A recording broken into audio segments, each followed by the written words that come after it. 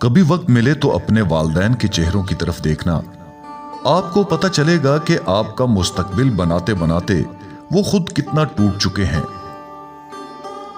माँ बाप से कभी शिकवा न करना कि उन्होंने आपको क्या दिया, शायद उनके पास भी सारी जिंदगी सिर्फ यही था।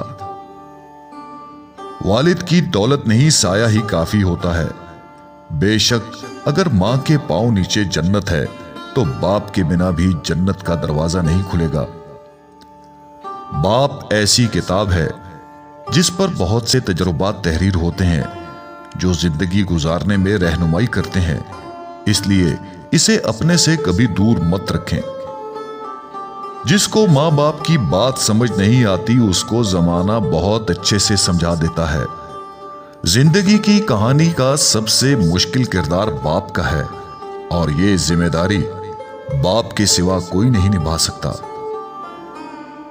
वालिद एक ऐसी किताब है जिस पर बहुत से तजुर्बात तहरीर होते हैं जो जिंदगी गुजारने में रहनुमाई करते हैं, इसलिए इसे अपने से कभी दूर मत रखें। बाप एक जिम्मेदार ड्राइवर होता है जो घर की गाड़ी को अपने खून पसीने से चलाता है। वालिद की सख्ती बर्दाश्त करो ताकि बाकमाल हो सको, ताकि खुदा तुमको दुनिया में बुलंद करे। अपने बाप का हुक्म मानो ताकि खुशहाल हो सको। कदर कीजिए उन हाथों की जिन हाथों ने हमारी बुनियादें मजबूत करते करते अपने हाथों में लाठियां और तस्बीह पकड़ ली है। कदर कीजिए अपने वालिदैन की।